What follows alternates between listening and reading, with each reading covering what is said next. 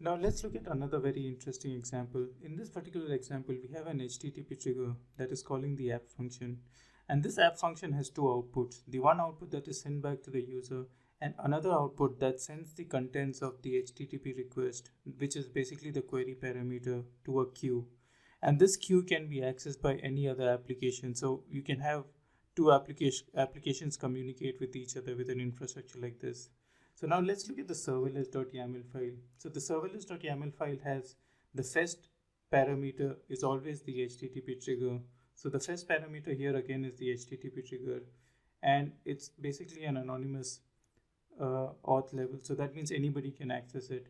And then there are two outputs. The first output is basically the return or the response back to the user. And another output is basically the contents of that particular query parameter that will be sent to a queue by this particular name.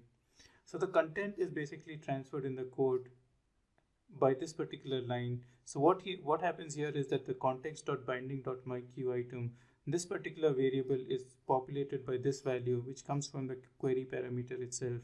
And then what happens is this, the response is sent back to the user. And this particular line will basically insert values into the particular queue. So let's proceed and let's see how this example works. So let's deploy this application. So once again, let me show you the application. The application, again, like I said previously, has one input trigger and two outputs. So this particular, so once we've deployed the application, we can go to the functions and we can see a diagrammatic view of how this looks like. So the code is also very straightforward. So like I showed you before, it's basically just copying the contents of the query parameter to this particular variable. So let's deploy this particular application now. Okay, so the application has been deployed. Let's go back to our Azure console. Let's go to the resource groups. So the first thing we'll do is we'll create the queue that we need. So to do that, let's go to our storage account.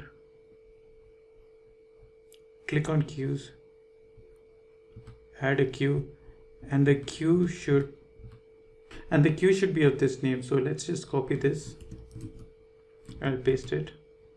So what will happen is when I trigger the HTTP, a message would be inserted into this particular queue, and this message can be used by any other trigger or by any other application.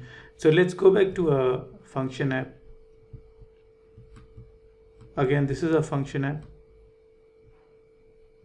Let's open the function. Let's look at the integration. So this integration should have one input and two outputs. So this is the one single input, that is the HTTP trigger. It calls this particular function and there are two outputs. The first output sends a response back to the user, and the second output sends the message to that particular queue that we just created. So let's trigger this particular endpoint. Copy this. And I need to give it a query parameter. So this is the query parameter that is defined in the code. So let me just call this as test. So it says that the output has been sent to the queue and the value of the message is test, or should I say the message is test. So let's go back to a queue now. So if you open let's open a queue. So you can see that this particular queue, that particular message has been sent. Now this message can be used by any other trigger. So we can use this message in another queue trigger that can get this particular value and it can process this particular value. So that's how you can actually have multiple outputs for a single input trigger, and this can be used in making very complex architectures. So I'll see you in the next lecture.